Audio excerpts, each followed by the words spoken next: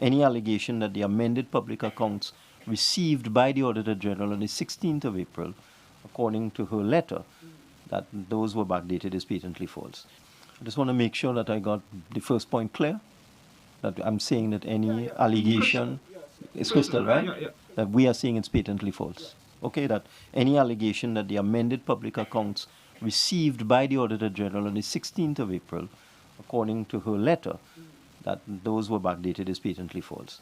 That those were backdated is patently false. The constitutional impasse with respect to the Auditor General's report for the financial year of 2023. And all of this stemmed because there is a missing $3 billion worth of revenue in Trinidad and Tobago.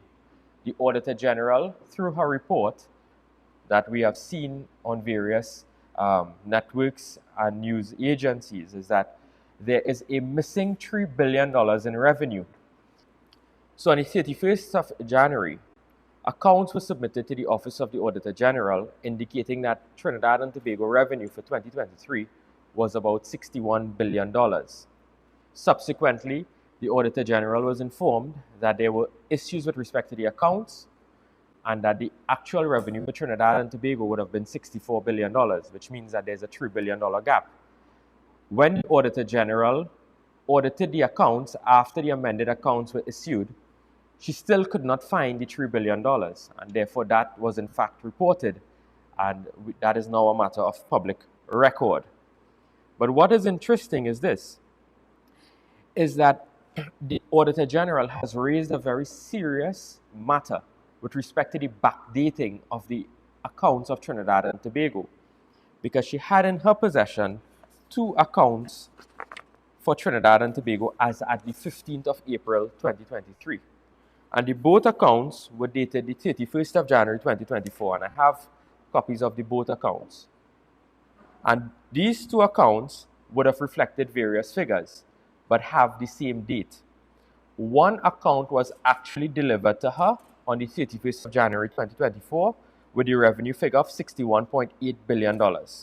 The other account would have reflected a figure of $64 billion submitted to her after the 31st of January 2024, but was backdated to the 31st of January 2024. Submitted to her after the 31st of January 2024, but was backdated to the 31st of January 2024. Submitted to her after the 31st of January 2024, but was backdated to the 31st of January 2024. Any allegation that the amended public accounts received by the Auditor General on the 16th of April, according to her letter, that those were backdated is patently false. That those were backdated is patently false. Acting Prime Minister Imbert has been given until 4 p.m. on Wednesday to respond to a pre-action protocol letter sent by the Auditor General's legal team.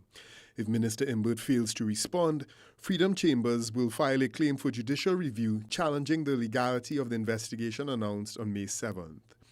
The investigation, headed by retired Justice David Harris, was set up to investigate the circumstances surrounding the dispute which followed the Auditor General's Public Accounts 2023 report. The letter calls on the minister to cancel or recall the investigation. Ramdas's attorneys say neither the minister nor the cabinet has the constitutional jurisdiction and lawful authority to investigate the action and conduct of the Auditor General. They say it is only the Public Service Commission under Section 121 of the Constitution that has jurisdiction. The letter also states that the risk of bias in the finance minister appointing an investigative team is clear and self-evident. Opposition leader Kama Prasad Besessa previously argued that only the Public Service Commission has the authority to investigate the Auditor General. In last week's post-cabinet media briefing, Minister Imbert called her argument nonsense. It was only on the 16th of April that the amended public accounts were accepted. I had said in the Parliament, look, I don't want to dive too deep into this because, you have one group of public servants saying X, another group saying Y. So the whole purpose of this team that has been appointed and is headed by retired Justice David Harris is to talk to all the public servants involved and see if we could get some clarity on what really happened, basically.